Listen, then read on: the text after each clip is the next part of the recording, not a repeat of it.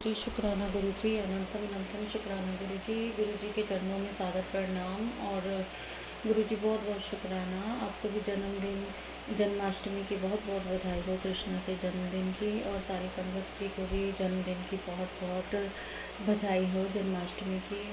और महाराज सबको खुश रखे, सबका कल्याण करे, सबके कष्ट काटे। संगत जी, आज का जो पाठ है वो शुरू करने से पहले मैं महाराज जी के चरणों में अरदास करती हूँ कि महाराज इस पाठ को ब्लेस कीजिए और इस पाठ को सुनने वाले जो सबका कल्याण हो, जिन जिन के कान में ये पाठ श्रव जाए, सबका कल्याण हो महाराज, सबके कष्ट दूर कीजिए, सबको रोग मुक्त कीजिए महाराज। संगत जी, गुरु जी का जल प्रसाद लेते रहिए, अपनी दवाइयाँ भी उसी के साथ लीजिए और ब्लेस करवा के अपनी दवाइयाँ लें। आप कुछ दिनों में फ़र्क देखेंगे। गुरु महाराज जी ने मेरे ऊपर ये दया की है, अपनी ब्लेसिंग दी है कि मैं गुरु महाराज ने मेरे जो पैरों में दर्द था, मेरी टांगों में हर टाइम दर्द रहता था, मैं चल भी नहीं पाती थी, गुरु महाराज ने वो मेरा सारा कष्ट हर लिया है। गुरु महाराज ने मुझे ठीक कर दिया है, जो कोई डॉक्टर भी नहीं मुझे ठीक कर पाया था। मैंने होम्योपैथिक भी ली, दूसरे डॉक्टर से भी बात की, बट किसी से मैं दवाई लेती रही, बट किसी का मुझे फ़र्क नहीं पड़ा, जो गुरु महाराज जी के जल प्रसाद ने कर दिया है। बहुत बहुत शुक्राना गुरु महाराज, और अपने बुरे कर्मों की माफ़ी आपसे मांगती हूँ महाराज। आपके चरणों में सादर प्रणाम। और आपसे आज्ञा लेते हुए महाराज मेरे पाठ को बहुत ब्लेस कीजिए, ताकि मैं जो आप सेवा दे रखी है मैं बिना किसी रुकावट के कर पाऊँ। महाराज इस पाठ को करते हुए आप जानते हैं कि मुझे रुकावट आ रही है, बट मैं उसको भी पार करके मैं पाठ पूरा करने की कोशिश कर रही हूँ। महाराज मुझे ब्लेस करें महाराज, सारी संगत को ब्लेस करें। चलिए संगत जी, पाठ शुरू करते हैं। विद्वेश्वर संहिता। षडलिंग स्वरूप प्रणव का महात्म्य, उसके सूक्ष्म रूप ओंकार और स्थूल रूप पंचाक्षर मंत्र का विवेचन, उसके जप की विधि एवं महिमा, कार्य ब्रह्मा के लोकों से लेकर कारण रुद्र के लोकों तक का विवेचन करके कालातीत पंचावरण विशिष्ट शिवलोक के अनिर्वचनीय वैभव का निरूपण तथा शिव भक्तों के सत्कार की महत्ता।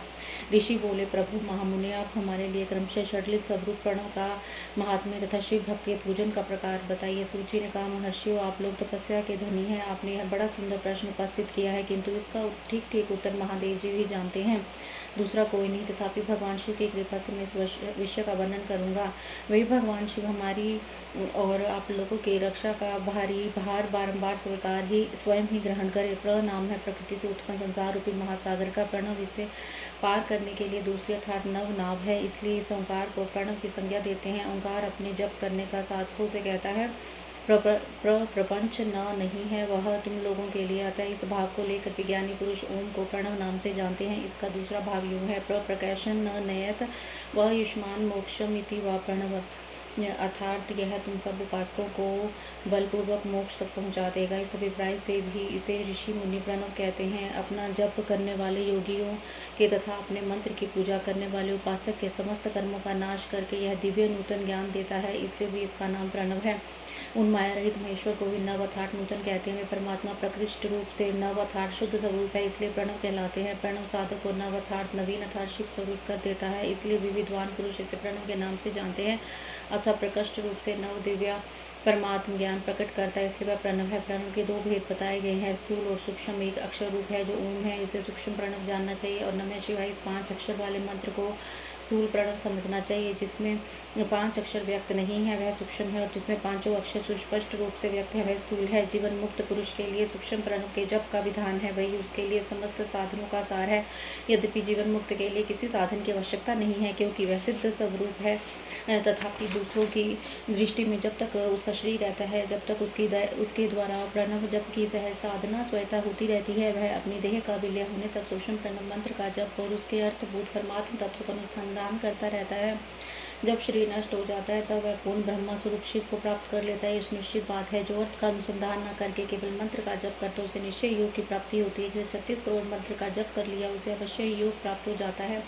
सूक्ष्म प्रणव के विहस और दीर्घ से भी 2 रूप जानने चाहिए, अकार उकार मकार बिंदु नाद शब्द काल और कला। इससे युक्त जो प्रणव है उसे दीर्घ प्रणव कहते हैं, वह योगियों के हृदय में स्थित होता है। मकार पर्यंत जो ओम के हैं वह अ उ म इन तीनों तत्वों से युक्त है, इसी को ह्रस्व प्रणव कहते हैं। अ शिव है, उ शक्ति है और मकार इन दोनों की एकता है, वह त्रितत्व रूप है। ऐसा समझकर ह्रस्व प्रणव का जप करना चाहिए। जो अपने समस्त पापों का क्षय करना चाहते हैं उसके लिए इस हसु प्रणव का जप करना अत्यंत आवश्यक है। पृथ्वी, जल, तेज, वायु और आकाश, ये 5 भूत तथा शब्द, स्पर्श आदि इनके 5 विषय, ये सब मिलकर 10 वस्तुएं मनुष्य की कामना के विषय हैं। इनकी आशा मन में लेकर जो कर्मों के अनुष्ठान में संलग्न रहते हैं वे 10 प्रकार के पुरुष प्रवृत्त अथवा प्रवृत्त मार्गी कहलाते हैं, तथा जो निष्काम भाव से शास्त्र विहित कर्मों का अनुष्ठान करते हुए निवृत्त अथवा निवृत्त मार्गी कहे गए हैं। प्रवृत्त पुरुषों को ह्रस्व प्रणव का ही जप करना चाहिए। निवृत्त पुरुषों को दीर्घ प्रणव का, विहित तथा अन्य मंत्रों के आदि में इच्छानुसार शब्द और कला से युक्त प्रणव का उच्चारण करना चाहिए। वेद के आदि में और दोनों संध्याओं की उपासना के समय भी ओकार का उच्चारण करना चाहिए। प्रणव का 9 करोड़ जप करने से मनुष्य शुद्ध हो जाता है। फिर 9 करोड़ का जप करने से पृथ्वी तत्व पर विजय प्राप्त कर लेता है। तत्पश्चात पुनः 9 करोड़ का जप करके वह जल तत्व को जीत लेता है। पुनः 9 करोड़ जप से अग्नि तत्व पर विजय पाता है। तदनंतर फिर 9 करोड़ का जप करके वह वायु तत्व पर विजय होता है। फिर 9 करोड़ के जप से आकाश को अपने अधिकार में कर लेता है। इस प्रकार 9 करोड़ का जप करके वह क्रमशः गंध, रस, रूप, स्पर्श और शब्द पर विजय पाता है। इसके बाद फिर 9 करोड़ का जप करके अहंकार को भी जीत लेता है। इस तरह 108 करोड़ प्रणव का जप करके उत्कृष्ट बोध को प्राप्त करता है। पुरुष शुद्ध योग का लाभ करता है। शुद्ध योग से युक्त होने पर वह जीवन मुक्त हो जाता है, इसमें संशय नहीं है। सदा प्रणव का जप और प्रणव रूपी शिव का ध्यान करते करते समाधि में स्थित हुआ महायोगी पुरुष साक्षात शिव ही है, इसमें संशय नहीं है। पहले अपने शरीर में प्रणव के ऋषि, छंद और देवता आदि का न्यास करके फिर जप पर आरंभ करना चाहिए। नकार आदि मात्रिका वर्णों से युक्त प्रणव का अपने अंगों में न्यास करके मनुष्य ऋषि हो जाता है। मंत्रों के 10 विध संस्कार मात्र का न्यास तथा षडव शोधन आदि के साथ संपूर्ण न्यास फल उसे प्राप्त हो जाता है। प्रवृत्ति तथा प्रवृत्ति निवृत्ति से मिश्रित भाव वाले पुरुषों के लिए स्थूल प्रणव का जप ही अभीष्ट साधक होता है। मंत्रों के 10 प्रकार ये हैं: जनन, दीपन, बोधन, ताड़न, अभिषेचन, विमलीकरण, जीवन, तर्पण, गोपन और अप्यापन। इनकी विधियां इस प्रकार है: भोजपत्र पर गोरेचन, कुमकुम, चंदन आदि से आत्मविभुक्त त्रिकोण लिखे, फिर तीनों कोणों में 6-6 समान रेखाएं खींची। ऐसा करने पर त्रिकोण कोष्ठ बनेंगे। उनमें ईशान कोण से मातृका वर्ण लिखकर देवता का आह्वान पूजन करके मंत्र का एक वर्ण का उच्चारण करके अलग पत्र पर लिखे। ऐसा करने पर जनन नाम का प्रथम संस्कार होगा। हंस मंत्र का संपुट करने से 1000 जप द्वारा मंत्र का दूसरा दीपन संस्कार होता है। यथा हंस रमाय नमः सोहम। हूम बीज संपुटित मंत्र का 5 बार जप करने से बोधन नामक तीसरा संस्कार होता है। यथा हूँ रमाय नमः हूँ। फट संपुटित मंत्र का 1000 जप करने से ताड़न नामक संस्कार होता है। यथा फट रमाय नमः फट। भूर्ज पत्र पर मंत्र लेकर रोहू हंस हो इस मंत्र से जल को अभिमंत्रित करे और उस अभिमंत्रित जल से अश्वत्थ पत्र आदि द्वारा मंत्र का अभिषेक करे। ऐसा करने पर अभिषेक नामक 5वां संस्कार होता है। ओं त्रो वषट। इन वर्णों से संपुटित मंत्र का 1000 जप करने से विमलीकरण नामक 6वां संस्कार होता है। यथा ओं त्रो वष्ट रामाय नमः वष्ट त्रो ओम। स्वधा वष्ट संपुटित मूल मंत्र का 1000 जप करने से जीवन नामक 7वां संस्कार होता है। यथा स्वधा वषट रामाय नमः वषट स्वधा। दुग्ध, जल एवं घृत के द्वारा मूल मंत्र से 100 बार तर्पण करना ही तर्पण संस्कार है। हीम बीज संपुटित 1000 जप करने से गोपन नामक 9वां संस्कार होता है। यथा हिम विमाय नमः हिम। होम बीज संपुटित 1000 जप करने से अप्यान नामक 10वां संस्कार होता है। यथा होम रमाय नमः होम। इस प्रकार संस्कृत किया हुआ मंत्र शीघ्र सिद्धिप्रद होता है। षडव शोधन का कार्य होत्री दीक्षा के अंतर्गत है। इसमें पहले कुंड में या वेदी पर अग्नि स्थापन होता है, वहां षडवा का शोधन करके होम से दीक्षा संपन्न होती है। विस्तार भय से अधिक विवरण नहीं दिया जा रहा है।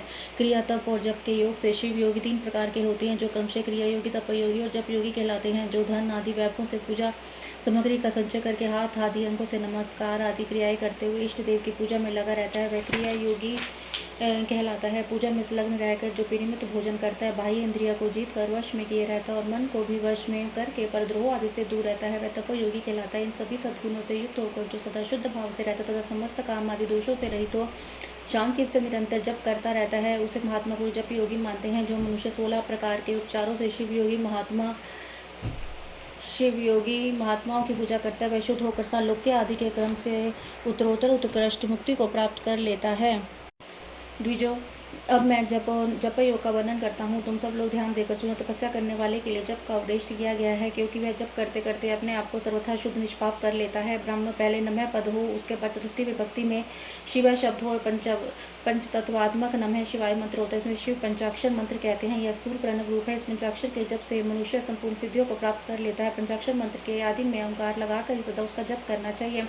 द्विजो गुरु के मुख से पंचाक्षर मंत्र का उपदेश पाकर जहाँ सुखपूर्वक निवास किया जा सके, ऐसे उत्तम भूमि पर महीने के पूर्व पक्ष शुक्ल में प्रतिपदा से आरंभ करके कृष्ण पक्ष की चतुर्दशी तक निरंतर जप करते रहे। माघ और भादों के महीने अपना विशिष्ट महत्व रखते हैं। यह समय सब समय से उत्तम माना गया है। साधक को चाहिए कि वह प्रतिदिन एक बार परिमित भोजन करे, मौन रहे, इंद्रियों को वश में रखे, अपने स्वामी एवं माता पिता की नित्य सेवा करे। इस नियम से रहकर जप करने वाला पुरुष एक सहस्त्र जप से शुद्ध हो जाता है, अन्यथा बैरी नहीं होता है। भगवान शिव का निरंतर चिंतन करते हुए पंचाक्षर मंत्र का 5 लाख जप करे। जब काल में इस प्रकार ध्यान करे, कल्याण दाता भगवान शिव कमल के आसन पर विराजमान है। उनका मस्तक श्री गंगा चंद्रमा के कला से शोभित है। उनकी बाएं जांघ पर आदि शक्ति भगवती उमा बैठी है। वहाँ खड़े हुए बड़े बड़े गण भगवान शिव की शोभा बढ़ाते हैं। महादेव जी अपने 4 हाथों में मृग मुद्रा, टंक तथा वर एवं अभय की मुद्रा धारण किए हुए हैं। इस प्रकार सदा सब अनुग्रह करने वाले भगवान सदाशिव का बारंबार स्मरण करते हुए हृदय अथवा सूर्य मंडल में पहले उनकी मानसिक पूजा करके भी फिर पूर्वाभिमुख हो पूर्वोक्त पंचाक्षरी विद्या का जप करे। उन दिनों साधक सदा शुद्ध कर्म ही करे, दुष्कर्म से बचा रहे। जबकि समाप्ति के दिन कृष्ण पक्ष की चतुर्दशी को प्रातः काल नित्य कर्म करके शुद्ध एवं सुंदर स्थान में शौच, संतोष आदि नियमों से युक्त हो शुद्ध हृदय से पंचाक्षर मंत्र का 12 सहस्त्र जप करें। तत्पश्चात 5 सपत्नीक ब्राह्मणों का जो श्रेष्ठ एवं शिव भक्त हों वर्ण करें। इसके अतिरिक्त एक श्रेष्ठ आचार्य प्रवर का भी वर्ण करें और उसे साम सदाशिव का स्वरूप समझे। ईशान, तत्पुरुष, अघोर, वामदेव तथा सद्योजात, इन 5 प्रतीक स्वरूप 5 ही श्रेष्ठ और शिव भक्त ब्राह्मणों का वर्ण करने के पश्चात पूजन सामग्री को एकत्र करके भगवान शिव का पूजन आरंभ करें। विधि पूर्वक शिव की पूजा संपन्न करके होम आरंभ करें। अपने गृह सूत्र के अनुसार सुखांत कर्म करके अर्थात परिसमूहन, उपलेपन, उल्लेखन, मृद, उद्धरण और अभ्युक्षण, इन 5 पंचभूत संस्कारों के पश्चात वेदों पर स्वविमुख अग्नि को स्थापित करके कुश कंडिका के अनंत प्रज्वलित अग्नि में आज्य भगांत आहुति देकर प्रस्तुत होम का कार्य आरंभ करे। कपिला गाय के घी से 11, 101 अथवा 1000 तक आहुतियां स्वयं ही दें अथवा विद्वान पुरुष भक्त ब्राह्मणों से 108 आहुतियां दिलाए। होम कर्म समाप्त होने पर गुरु को दक्षिणा के रूप में गाय और बैल देने चाहिए। ईशान आदि के प्रतीक रूप जिन 5 ब्राह्मणों का वर्ण किया गया हो उनको ईशान आदि का स्वरूप ही समझे तथा आचार्य को माफ करना गुरुजी आचार्य को साम सदाशिव का स्वरूप माने। इसी भावना के साथ उन सबके चरण धोएं और उनके चरणोदक से अपने मस्तक को सींचे। ऐसा करने से वह साधक अगणित तीर्थों में तत्काल स्नान करने का फल प्राप्त कर लेता है। उन ब्राह्मणों को भक्तिपूर्वक ददांश देना चाहिए। गुरु पत्नी को पराशक्ति मानकर उनका भी पूजन करे। ईशान आदि क्रम से उन सभी ब्राह्मणों का उत्तम मान्य से पूजन करके अपने वैभव विस्तार के अनुसार रुद्राक्ष, वस्त्र, बड़ा और पुहा आदि अर्पित करे। तदंतर दिक्पाल आदि को बलि देकर ब्राह्मणों को भरपूर भोजन कराएं। इसके बाद देवेश्वर शिव से प्रार्थना करके अपना जप समाप्त करें। इस प्रकार पुनश्चरण करके मनुष्य उस मंत्र को सिद्ध कर लेता है। फिर 5 लाख जप करने से समस्त पापों का नाश हो जाता है। तदंतर पुनः 5 लाख जप करने पर अतल से लेकर सत्यलोक तक 14 भुवनों पर क्रमशः अधिकार प्राप्त हो जाता है। यदि अनुष्ठान पूर्ण होने के बीच में ही साधक की मृत्यु हो जाए तो परलोक में उत्तम भोगने के पश्चात पुनः पृथ्वी पर जन्म लेकर पंचाक्षर मंत्र के जप का अनुष्ठान करता है। समस्त लोगों का ऐश्वर्य पाने के पश्चात वह मंत्र को सिद्ध करने वाला पुरुष यदि पुनः 5 लाख जप करे तो उसे ब्रह्मा जी का समीप्य प्राप्त होता है। पुनः 5 लाख जप करने से सारूप्य नामक ऐश्वर्य प्राप्त होता है। 100 लाख जप करने से वह साक्षात ब्रह्मा के समान हो जाता है। इस तरह कार्य ब्रह्मा था हिरण्य गर्भ का सायुज्य प्राप्त करके वह उस ब्रह्मा का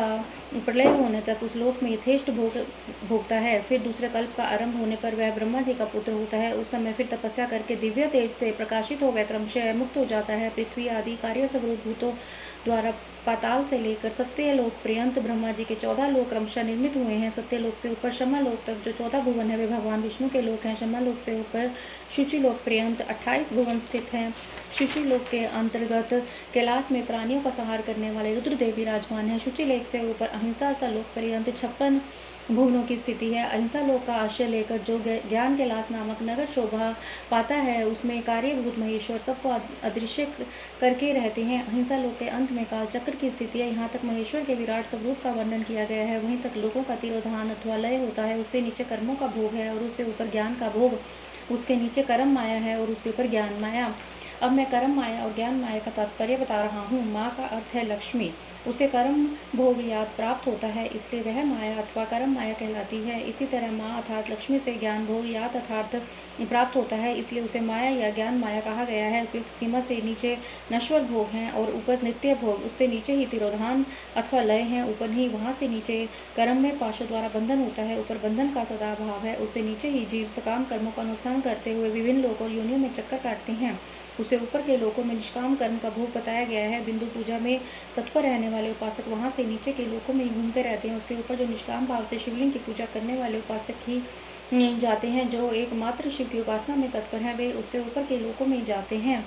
वहाँ से नीचे जीव कोटि है और ऊपर ईश्वर कोटि, नीचे संसारी जीव रहते हैं और ऊपर मुक्त पुरुष, नीचे कर्म लोक है, ऊपर ज्ञान लोक, ऊपर मद और अहंकार का नाश करने वाली नम्रता है। वहाँ जन्म जनित तिरोधान नहीं है, उसका निवारण के लिए बिना वहाँ किसी का प्रवेश संभव नहीं है। इस प्रकार तिरोधान का निवारण करने से वहाँ ज्ञान शब्द का अर्थ ही प्रकाशित होता है। आदि भौतिक पूजा करने वाले लोग उससे नीचे के लोकों में चक्कर काटते हैं, जो आध्यात्मिक उपासना करने वाले हैं वे ही उससे ऊपर को जाते हैं।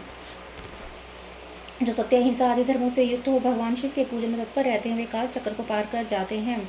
काल चक्रेश्वर की सीमा तक जो विराट महेश्वर लोक बताया गया है, उससे उपवृषभ के आकार में धर्म की स्थिति है। वह ब्रह्मचार्य का मूर्तिमान रूप है, उसके सत्य, शौच, अहिंसा और दया ये 4 पाद हैं। वह साक्षात शिव लोक के द्वार पर खड़ा है। क्षमा उसके सींग है, शम कान है तथा वह वेद ध्वनि रूपी शब्द से विभूषित, आस्तिकता उसके दोनों नेत्र हैं, विश्वास ही उसकी श्रेष्ठ बुद्धि एवं मन है। क्रिया आदि धर्म रूपी जो वृषभ है वे कारण आदि में स्थित हैं, ऐसा जानना चाहिए। उस क्रिया रूप वृषभाकार धर्म पर कालातीत शिव आरूढ़ होते हैं। ब्रह्मा विष्णु और महेश्वर की जो अपनी अपनी आयु है उसी को दिन कहते हैं। जहाँ धर्म रूपी वृषभ की स्थिति है उसे ऊपर न दिन है न रात्रि, वहाँ जन्म मरण आदि का नहीं है। वहाँ फिर से कारण स्वरूप ब्रह्मा के कारण सत्य लोक पर्यंत 14 लोक स्थित हैं, जो 5 भौतिक गंध आदि से परे हैं। उनकी स्नातन स्थिति है, सूक्ष्म गंध ही उनका स्वरूप है। उनके ऊपर फिर कारण स्वरूप विष्णु के 14 लोक स्थित हैं, उनसे भी ऊपर फिर कारण स्वरूप रुद्र के 28 लोकों की स्थिति मानी गई है। फिर उनसे भी ऊपर कारणवेश शिव के 56 लोक विद्यमान हैं। अंतर शिव सम्मत ब्रह्मचार्य लोक है और वही 5 आवरणों से युक्त ज्ञान में कैलाश है, जहाँ 5 मंडलों 5 ब्रह्मा कलाओं और आदि शक्ति से संयुक्त आदि लिंग प्रतिष्ठित है। उसे परमात्मा शिव का शिवालय कहा गया है। वही पराशक्ति से परमेश्वर शिव निवास करते हुए सृष्टि, पालन, संहार, तिरोभाव और अनुग्रह इन 5 कृत्यों में प्रवीण हैं। उनका श्री वेगा सच्चिदानंद स्वरूप है। वे सदा ध्यान रूपी धर्म में स्थित रहते हैं और सदा सब पर अनुग्रह किया करते हैं। वे स्वात्मा राम हैं और समाधि रूपासीन आसन पर आसीन हो नित्य विराजमान होते हैं। कर्म एवं ध्यान आदि का अनुष्ठान करने से क्रमशः साधन पथ में आगे बढ़ने पर उनका दर्शन साध्य होता है। नित्य नैमित्तिक आदि कर्मों द्वारा देवताओं का आयोजन करने से भगवान शिव के समाराधन कर्म में मन लगता है। क्रिया आदि जो शिव संबंधी कर्म है उनके द्वारा शिव ज्ञान सिद्ध करें। जिन्होंने शिव तत्व का साक्षात्कार कर लिया है अथवा जिन पर शिव की कृपा दृष्टि पड़ चुकी है वे सब मुक्त ही हैं, इसमें संशय नहीं है। आत्मा स्वरूप से जो स्थिति है वही मुक्ति है। एकमात्र अपने आत्मा में रमन या आनंद का अनुभव करना ही मुक्ति का स्वरूप है। जो पुरुष क्रिया, तप, जप, ज्ञान और ध्यान रूपी धर्मों में भली भांति स्थित है, वह शिव का साक्षात्कार करके स्वात्मा राम स्वरूप को मोक्ष को भी प्राप्त कर लेता है। जैसे सूर्यदेव अपनी किरणों से अशुद्धि को दूर कर देते हैं, उसी प्रकार कृपा करने में कुशल भगवान शिव अपने भक्त को अज्ञान को मिटा देते हैं। अज्ञान की निवृत्ति हो जाने पर शिव ज्ञान स्वतः प्रकट हो जाता है। शिव ज्ञान से अपना विशुद्ध स्वरूप आत्मा राम तत्व प्राप्त होता है और आत्मा राम तत्व की सम्यक सिद्धि हो जाने पर मनुष्यकृत कृत्य हो जाता है। इस तरह जहाँ जो कुछ भी बताया गया है वह पहले मुझे गुरु परंपरा से प्राप्त हुआ था। तत्पश्चात मैंने पुनः नंदीश्वर के मुख से इस विषय को सुना था। नंदी स्थान से परे जो स्वसंवेद्य शिव वैभव है उसका अनुभव केवल भगवान शिव को ही है। साक्षात शिव लोक के उस वैभव का ज्ञान सबको शिव की कृपा से हो सकता है, अन्यथा नहीं। ऐसा आस्तिक पुरुषों का कथन है। साधक को चाहिए कि वह 5 लाख जप करने के पश्चात भगवान शिव की प्रसन्नता के लिए महाभिषेक एवं नैवेद्य निवेदन करके शिव भक्तों का पूजन करे। भक्त की पूजा से भगवान शिव बहुत प्रसन्न होते हैं। शिव और उनके भक्त में कोई भेद नहीं है, वह साक्षात शिव स्वरूप ही है। शिव स्वरूप मंत्र को धारण करके वह शिव ही हो गया रहता है। शिव भक्त का शरीर शिव रूप ही है, अतः उसकी सेवा में तत्पर रहना चाहिए। जो शिव के भक्त हैं वे लोक और वेद की सारी क्रियाओं को जानते हैं। जो क्रमशः जितना जितना शिव मंत्र का जप कर लेता है उसके शरीर को उतना उतना ही शिव का सामीप्य प्राप्त होता है, इसमें संशय नहीं है। शिव भक्ति स्त्री का रूप देवी पार्वती का ही स्वरूप है। वह जितना मंत्र जपती है उसे उतना ही देवी का सानिध्य प्राप्त होता जाता है। साधक स्वयं शिव स्वरूप होकर पराशक्ति का पूजन करे। शक्ति वेर तथा लिंग का चित्र बनाकर अथवा मिट्टी आदि से इनकी आकृति का निर्माण करके प्राण प्रतिष्ठा पूर्वक निष्कपट भाव से उनका पूजन करें। शिवलिंग को शिव मानकर अपने को शक्ति रूप समझकर, शक्ति लिंग को देवी मानकर और अपने को शिव रूप समझकर, शिवलिंग को नाद रूप तथा शक्ति को बिंदु रूप मानकर परस्पर सटे हुए शक्ति लिंग और शिवलिंग के प्रति उप प्रधान और प्रधान की भावना रखते हुए जो शिव और शक्ति का पूजन करता है वह मूल रूप की भावना होने के कारण शिव रूप ही है। शिव भक्त शिव मंत्र रूप होने के कारण शिव के ही सब रूप हैं। जो 16 उपचारों से उनकी पूजा करता है उसे अभिष्ट वस्तुओं की प्राप्ति होती है। जो शिवलिंगोपासक शिव भक्त की सेवा आदि करके उसे आनंद प्रदान करता है उस विद्वान पर भगवान शिव बड़े प्रसन्न होते हैं। 5, 10 या 100 पत्नी के शिव भक्तों को बुलाकर भोजन आदि के द्वारा पत्नी सहित उनका सदैव समादर करें। धन में, देह में और मंत्र में शिव भावना रखते हुए उन्हें शिव और शक्ति का स्वरूप जानकर निष्कपट भाव से उनकी पूजन करें अर्थात उनका पूजा करें। ऐसा करने वाला पुरुष इस भूतल पर फिर जन्म नहीं लेता। जय गुरु जी। शुक्राना गुरु जी। संगत जी, जैसे आप शिव पुराण को सुनते या पढ़ते हैं तो इसमें आपके जो एक आपस में जो हस्बैंड वाइफ का रिलेशन है या आपकी फैमिली में कुछ छोटे मोटे जो कष्ट जैसे लड़ाइयाँ, कुछ बहस ऐसी हो जाती हैं, ये मैंने अभी कुछ दिन पहले ही सुना है। तो घबराने की किसी चीज़ की ज़रूरत नहीं है। आप बस सुनते जाइए और जैसे जैसे आप सुनते जाएंगे आपकी वो जो प्रॉब्लम्स हैं, जो कष्ट आएंगे वो भी ख़त्म होते जाएंगे। बस विश्वास रखिए गुरु जी में। और गुरु जी, अगर मेरे से कोई गलती हो गई हो शब्दों के उच्चारण में तो मुझे माफ़ कीजिए। और मैं यहीं विराम लेती हूँ। मैं फिर अगले अध्याय के साथ आऊँगी गुरु जी आपके चरणों में। जय गुरु जी। शुक्राना गुरु जी। ओम नमः शिवाय। शिव जी सदा सहाय। ओम नमः शिवाय। गुरु जी सदा सहाय।